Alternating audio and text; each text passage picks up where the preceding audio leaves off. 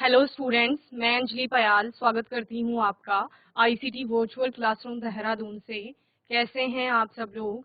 उम्मीद करती हूँ आप सब लोग अच्छे होंगे और अपनी लाइफ में बहुत बेहतर कुछ कर रहे होंगे। आज हम बात कर रहे हैं क्लास 12th की केमिस्ट्री की, और जैसा कि कंपार्टमेंट एग्जाम के लिए हम लोग प्रिपरेशन यहाँ पर कर रहे हैं, आज के सेशन में जो कि हम सॉल्यूशन चैप्टर अपना पढ़ रहे हैं पहले से, उसमें हमने सांद्रता को मात्रात्मक रूप से समझना और उसकी गणना करना सीखा था। उसी को आज कंटिन्यू करेंगे। मैंने आपको होमवर्क के लिए कहा था आपको मोलैरिटी और मोलैलिटी के बारे में पढ़ के आना है, तो उसी के बारे में बात करेंगे। आइए चलते हैं स्मार्ट बोर्ड की ओर। तो विलयन आपका हो गया था 2 या 2 से अधिक। जो आपका विलयन होता है वो 2 घटकों से मिलकर के बना होता है। एक विलायक होता है, दूसरा विलेय, यानी सॉल्वेंट और सोल्यूट। सॉल्वेंट की बात की थी तो जो कंपोनेंट होते हैं ये ज्यादा क्वांटिटी में होता है, ये वाला कंपोनेंट, ठीक है बेसिकली। इसके बाद आप क्या कहते हैं कि जो सॉल्वेंट होता है वही फिजिकल स्टेट को डिटरमाइन करता है सॉल्यूशन की, ये हमने पढ़ा था। इसके अलावा हमने सॉल्वेंट के अलावा जो वहाँ पर पार्टिकल्स पाए जाएंगे उनको सोल्यूट कहा जाएगा, यानी विलेय। ये एक भी हो सकता है, एक से ज्यादा भी हो सकते हैं सोल्यूट, ये हमने यहाँ पर पढ़ा था। टाइप्स ऑफ सॉल्यूशन, यानी सॉल्वेंट की फिजिकल स्टेट के अकॉर्डिंग आप टाइप्स ऑफ सॉल्यूशन बताएंगे। अगर आपका सॉल्वेंट सॉलिड स्टेट में है तो बनने वाला सॉल्यूशन सॉलिड सॉल्यूशन कहलाएगा। वहीं पर उसके फिर फर्दर जब आप विलेय को बदल देंगे, यानी सोल्यूट आपका ठोस द्रव गैस इस तरह से बदलेगा, ठोस विलयन द्रव ठोस विलयन। दूसरा था आपका लिक्विड सॉल्यूशन या द्रव विलयन जिसे कहा जाता है, जहां पर विलायक आपका द्रव अवस्था में पाया जाएगा। और आपका गैस द्रव विलयन या ठोस द्रव विलयन, द्रव द्रव विलयन, इसके 3 प्रकार आ जाएंगे। फिर आपने कहा गैसीय विलयन हमारा होगा, जहां पर विलायक जो है वो गैसीय अवस्था में पाया जाएगा। और यहाँ पर आप फिर इसके 3 प्रकार देखते हैं, क्योंकि विलेय आपका बदलता रहता है, अलग अलग भौतिक अवस्थाओं में पाया जाता है। गैस गैस विलयन, द्रव गैस विलयन और ठोस गैस विलयन की बात हम लोगों ने यहाँ पर की थी। कॉन्सेंट्रेशन ऑफ सोल्यूशन के बारे में हम लोग पढ़ रहे थे, यानी सांद्रता क्या है।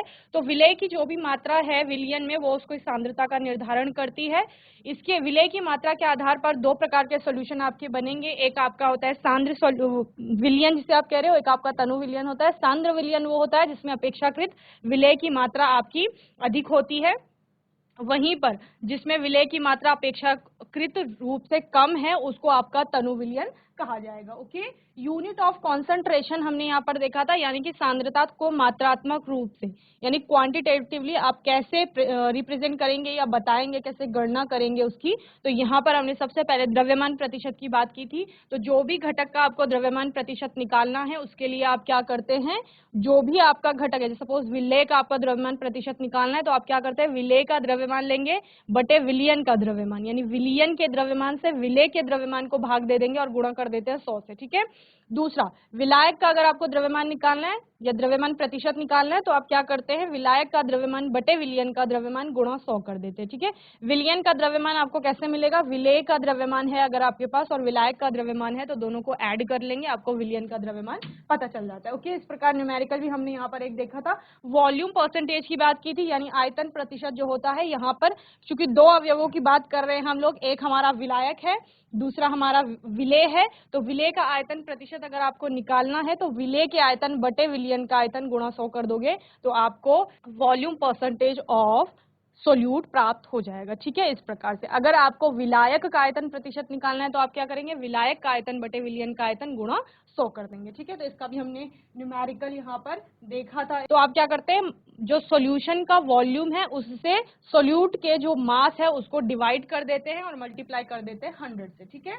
इसका भी हमने न्यूमेरिकल देखा था। पार्ट्स पर मिलियन में सांद्रता की बात की थी, जहां पर आपने कहा विलायक की मात्रा बहुत अधिक है और उस बहुत अधिक मात्रा में बहुत कम विलेय आपका डाला जा रहा है। तो अब जो सांद्रता को आप लिखेंगे या व्यक्त करेंगे वो किसमें करेंगे, मिलियंस पार्ट्स में आप देखेंगे, ठीक है। तो उसी को पार्ट्स पर मिलियन कहा जाता है। यहाँ पर आप मास ऑफ सोल्यूट लेंगे, उसको डिवाइड करेंगे मास ऑफ सोल्यूशन से और मल्टीप्लाई कर देंगे 10⁻⁶ से। ओके, यहाँ पर आपने एक न्यूमेरिकल भी देखा था जहां पर आपने कहा था कि 1 किलोग्राम जल में 5 × 10⁻³ ग्राम ऑक्सीजन घुली हुई है, तो O2 की मात्रा ppm में ज्ञात कीजिए। तो आपने क्या किया, ऑक्सीजन का जो यहाँ पर द्रव्यमान है ग्राम में, उसको डिवाइड कर दिया किससे, जल के द्रव्यमान से। तो वो भी क्या होना चाहिए, आपका ग्राम में होना चाहिए, ठीक है। तो आपने 1 kg को क्या लिख दिया, 10⁻³ लिख दिया, यानी 1000 ग्राम आपने उसको लिख लिया और इंटू कर दिया 10⁻⁶ से। ओके, फिर आपने क्या किया, 10⁻³ से जो कि आपका डिनोमिनेटर में है उससे 6 को आपने क्रॉस किया तो 10⁻³ आ जाएगा आपका। और फिर एक जगह 10⁻³ है, एक जगह 10⁻+3 है, तो दोनों कैंसिल हो जाएंगे, तो आपकी जो ppm में सांद्रता है वो 5 आ जाएगी। ठीक है, दूसरा भी एक न्यूमेरिकल है यहाँ पर, जहाँ पर क्या किया जा रहा है आपका, जहाँ पर आपका 500 ग्राम टूथपेस्ट में 0.02 ग्राम फ्लोराइड है, तो फ्लोराइड की मात्रा ppm में ज्ञात करो, ऐसा बोला जा रहा है। ठीक है, तो आप क्या करेंगे, विलेय क्या है यहाँ पर, जो फ्लोराइड कहा जा रहा है, उसकी मात्रा की 0.2 ग्राम है, उसको आप क्या करेंगे, विलियन का जो ग्राम में भार है, विलियन का ग्राम में भार कितना है, 500 ग्राम दिया गया है, तो उससे भाग दे देंगे और गुणा कर देंगे 10⁶ से। ओके, तो इस प्रकार से 40 ppm आपको क्या मिल जाएगी, सांद्रता यहाँ पर प्राप्त हो जाएगी। ठीक है, ये हमने किया था। मोल फ्रैक्शन के बारे में हम लोग पढ़ रहे थे, तो मोल फ्रैक्शन आपका कुछ भी नहीं होता है, क्या है, मोल्स का यहाँ पर जो आपका नंबर ऑफ मोल्स हैं उनका एक रेशियो है, यानी कि अनुपात है मोलों की संख्या का, और किस किस के मोलों की संख्या, जिस भी घटक का आपको मोल प्रभाज निकालना है उसके मोलों की संख्या बटे पूरे विलियन की मोलों की संख्या का अनुपात निकालेंगे, तो उस पर्टिकुलर कंपोनेंट का आपको मोल फ्रैक्शन मिल जाता है। ठीक है, सपोज आप सोल्यूट का यानी विलेय का मोल प्रभाज निकाल रहे हो, तो आप क्या करते हो, विलेय के मोलों की संख्या बटे विलियन के मोलों की संख्या आप करते हैं, तो आपको विलेय का मोल प्रभाज मिल जाएगा। अगर आपको विलायक का मोल प्रभाज निकालना है, तो आप क्या करेंगे, विलायक के मोलों की संख्या बटे विलियन के मोलों की संख्या करेंगे, तो वो विलायक का मोल प्रभाज आपको ज्ञात हो। न्यूमेरिकल आपको यहाँ पे एक मिला था, 54 ग्राम जल और 58.5 ग्राम सोडियम क्लोराइड के मिश्रण में दोनों का मोल प्रभाज ज्ञात कीजिए। तो आपने बच्चे आपने क्या किया, यहाँ पर क्योंकि जल का आपको दिया गया द्रव्यमान प्राप्त है और सोडियम क्लोराइड का भी दिया गया द्रव्यमान, दोनों का दिया गया द्रव्यमान प्राप्त है, दोनों का आप क्या निकाल लेंगे, आणविक द्रव्यमान निकाल लेंगे, आणविक द्रव्यमान से दिए गए द्रव्यमान को भाग दे देंगे, तो आपको क्या प्राप्त हो जाएगा, मोलों की संख्या प्राप्त हो जाएगी दोनों की। ठीक है, उस सोल्यूशन में जब दोनों को मिला करके सोल्यूशन बनाया गया है, फिर आप क्या करेंगे, दोनों के मोलों की संख्या को ऐड कर देंगे, तो आपको पूरे सोल्यूशन का मोलों की संख्या प्राप्त हो जाएगी। इसके बाद आप क्या करेंगे बच्चे, इसके बाद आप उन दोनों का अलग अलग मोल प्रभाज कैलकुलेट करेंगे, और आप देखेंगे कि दोनों का NaCl जो कि आपका यहाँ पर है सोडियम क्लोराइड और दूसरा जो जल है, उन दोनों के मोलों की संख्या यहाँ पर कितनी आ रही है। ठीक है, चलिए, तो यहाँ पर जल H2O का अणुभार, H2O का अणुभार आपने निकाला 18 आ गया आपका। ठीक है, 16 ऑक्सीजन का होता है, हाइड्रोजन का एक होता है, 2 एटम है, तो 2 × 1 आपने कर लिया, प्लस 16 18 हो गया। तब जल के मोलों की संख्या क्या होगी, तो H2O का भार जो यहाँ पर दिया गया है 54 और H2O का अणुभार, ठीक है, वो दोनों आपको लगाने हैं, तो 54/18 आपने यहाँ पर कर लिया, तो कितने 3 मोल आ गए किसके, जल के मोलों की संख्या कितनी हो गई, 3 हो गई। NaCl का अणुभार कितना हो गया, 58.5 हो गया। ठीक है, Na सोडियम का आप 23 लेते हैं, Cl का कितना लेते हैं, 35.5। ठीक है, Na का आपका 22 पॉइंट समथिंग आता है, तो अप्रॉक्स 23 लेते हैं आप लोग। ओके, 58.5 हो गया NaCl का अणुभार। अब आप NaCl के मोलों की संख्या कैलकुलेट करेंगे, तो क्या हो जाएगा, NaCl का जो भार है कितना दिया गया है, 58.5 ग्राम डिवाइडेड बाय NaCl का मॉलिक्यूलर मास या अणुभार जिसे आप कह रहे हो, तो 58.5 divided by 58.5 is equal to कितना आ गया आपका, 1 मोल। तो यानी NaCl के कितने मोल है, वहां पर 1 मोल है NaCl का। अब जल का मोल प्रभाज क्या होगा, आपने कहा मैम जल की जो मोलों की संख्या है अपॉन सॉल्यूशन के मोलों की संख्या जो होगा, या विलियन के मोलों की संख्या, तो विलियन में क्या है, विलय और विलायक होता है, यहाँ पर विलियन किस किस से मिलकर बना है, जल से और सोडियम क्लोराइड से, तो दोनों की मोलों की संख्या को आप ऐड कर लोगे। ठीक है, तो H2O की मोलों की संख्या 3 है और H2O की मोलों की संख्या 3 धन NaCl के मोलों की संख्या कितना आया, 1, तो 3/4 आ जाएगा आपका। ओके, 3/4, जिसकी वैल्यू कितनी होती है, 0.75 होती है। ठीक है, दूसरा आपने क्या निकालना है, यहाँ पर NaCl के मोलों की संख्या निकालना है, तो NaCl की मोलों की संख्या आप निकाल चुके थे, कितना आया था आपका, 1 आया था। NaCl का मोल प्रभाज क्या हो जाएगा, NaCl के जो मोल है डिवाइडेड बाय विलियन के जो मोल होंगे, यानी H2O के मोल धन NaCl के मोल, तो 1/1 + 3 आपने कर लिया। ठीक है, इस प्रकार से आपने NaCl के मोल प्रभाज की गणना की, जो 1/4 आया, जिसको आप फर्दर कैलकुलेट करेंगे तो 0.25 आपका क्या आ जाएगा, NaCl का मोल प्रभाज आ जाएगा। ठीक है, और आप इस अपने जो आंसर आपके आए हैं मोल फ्रैक्शन के, उनको आप वेरीफाई भी कर सकते हो। कैसे, क्योंकि मैम हमने पढ़ा है कि विलय जो विलियन है उसमें विलय और विलायक जो है उनके मोल प्रभाजों का योग 1 के बराबर होता है, तो आप जल के मोल प्रभाज को और NaCl के मोल प्रभाज को ऐड कर देंगे, तो कितना आ जाएगा, 1 के इक्वल आ जाएगा। ठीक है, इस प्रकार से मोलैरिटी के बारे में मैंने आपको थोड़ा बताया था, और होमवर्क में आपको करने को कहा था कि मोलैरिटी के बारे में आप लोग पढ़ेंगे। तो मोलैरिटी क्या है, it is defined as the number of moles, आपका मोलों की संख्या है ऑफ सोल्यूट, किसके मोलों की संख्या, विलेय के मोलों की संख्या present in 1 litre of 1 cubic decimeter of the solution और millimole of solute present in 1 ml of solution. Basically आप क्या बोलते हो, आपने 1 लीटर सपोज पूरा विलियन लिया है, जैसे आपने चीनी पानी का घोल बनाया वो पूरा 1 लीटर है, उस 1 लीटर में आपके कितने नंबर ऑफ सोल्यूट उपस्थित है वो आपकी मोलैरिटी हो जाएगा for that particular solution. Okay, पूरे सॉल्यूशन की आती है मोलैरिटी। ये आपका कहाँ काम आएगा बच्चे, जब आप लैब में प्रैक्टिकल परफॉर्म करेंगे तो आपको नोन अमाउंट ऑफ सॉल्वेंट दे दिया जाएगा कि इतना अमाउंट है सॉल्वेंट का या आपका सोल्यूट का, तो आपको उस मोलैरिटी का सोल्यूशन बनाना होता है। तो आपके पास क्या होता है, वॉल्यूम होता है, ठीक है, यानी आयतन कितना आपको बनाना है सोल्यूशन, और आपके पास क्या होता है, दिया गया द्रव्यमान, कितने द्रव्यमान में आप बना रहे हो, और क्योंकि आपके पास मॉलिक्यूलर मास भी उसका होता है तो उसके अकॉर्डिंग आप उतने मोलैरिटी का, मोलैरिटी आपको दी जाती है ना, तो फिर आप उसको कैलकुलेट करके वहां से दिया गया द्रव्यमान भी निकाल सकते हैं अगर आपको दिया गया द्रव्यमान नहीं पता है तो, ठीक है, इस प्रकार से। या फिर आपको मोलैरिटी भी निकालनी हो सकती है कि इतना आपको सोल्यूट दिया गया है, सॉल्वेंट का वॉल्यूम ये है, तो मोलैरिटी बताओ, तो क्या करोगे, सॉल्वेंट के वॉल्यूम से यानी जो विलायक का आयतन है उससे आप क्या करेंगे, विलेय के मोलों की संख्या को भाग दे देंगे, तो आपको विलियन की जो क्या है मोलैरिटी है वो पता चल जाएगा। ओके, इस प्रकार से हमने देखा था। इसके अलावा क्या है, मोलरता, विलेय की मोलों की संख्या बटे विलियन का आयतन, जिसको आप लीटर में ले रहे हो। ओके, तो इसको हम किस प्रकार से लिखते हैं, मोलरता को अगर कैपिटल एम से हम डिनोट कर रहे हैं और मोलों की संख्या विलेय की स्मॉल एन है और विलियन का आयतन कैपिटल वी है, तो आपका फॉर्मूला क्या हो गया, मोलरता एम बराबर small n upon capital V, और चूंकि आप मोलों की संख्या को मोल में बताएंगे और वॉल्यूम आपका लीटर में है तो इसका यूनिट क्या हो जाएगा, मोल पर लीटर हो जाएगा। ओके, यदि W विलेय का अणुभार है ग्राम में और V विलियन का आयतन है जो मिलीलीटर में लिया जा रहा है, M विलेय का अणुभार है जो ग्राम में लिया जा रहा है, और M आपका कैपिटल M विलियन की मोलरता हो गई।